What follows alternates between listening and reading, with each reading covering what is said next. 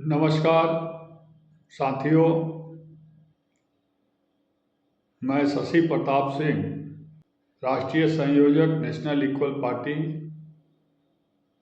सहयोगी दल समाजवादी पार्टी। अभी हाल ही में बिहार का चुनाव 2 चरणों में बीता और उसका परिणाम भी आया। चुनाव 2 चरण में हुआ, लेकिन चुनाव के पहले जो सरकार के द्वारा घोषणा किया गया 10-10 हज़ार रुपये महिलाओं के खाते में जाने का, उसका वितरण कई चरणों में हुआ, जो कि चुनाव आयोग के संज्ञान में है और संविधान के खिलाफ है। क्योंकि चुनाव आचार संहिता लगने के बाद, चुनाव का डेट डिक्लेयर होने के बाद सरकार के पास कोई पावर नहीं है कि वो किसी भी योजना को जनता तक पहुंचाने का काम करे।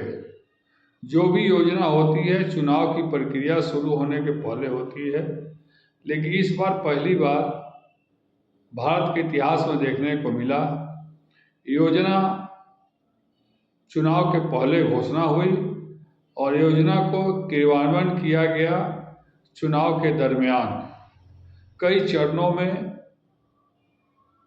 बिहार की महिलाओं को पैसा बांटा गया, बैंक के द्वारा भेजा गया, जिससे चुनाव पर प्रभाव पड़ा और एनडीए सरकार प्रचंड बहुमत से जीती। अगर इस परंपरा को नहीं रोका गया तो आने वाले सभी चुनावों में इस तरह की खुलेआम सरकार के द्वारा, बैंकों के द्वारा खाते में डायरेक्ट पैसा भेजकर और किसी भी चुनाव को जीता जा सकता है। इस कड़ी में आने वाले चुनाव अब बंगाल में होना है, उसके बाद उत्तर प्रदेश में होना है।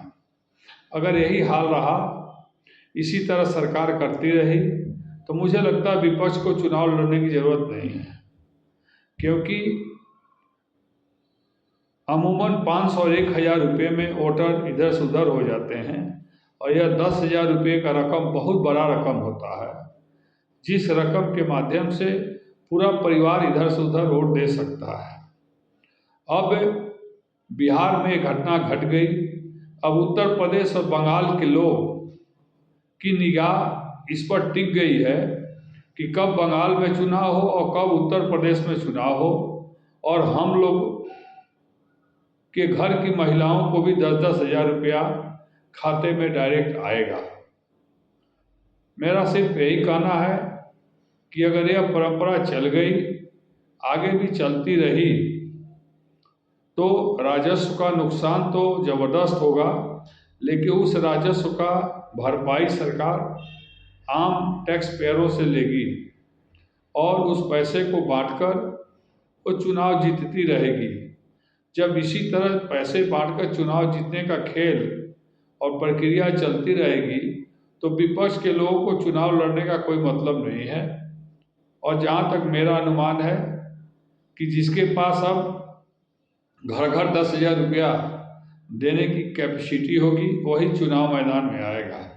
अन्यथा इस पर सभी विपक्ष के लोग मिलकर, चुनाव आयोग से मिलकर, सरकार से मिलकर, राष्ट्रपति से मिलकर, राज्यपाल से मिलकर इसका कोई समाधान निकालें, ताकि ये परंपरा अब इस बिहार के आगे न बढ़े।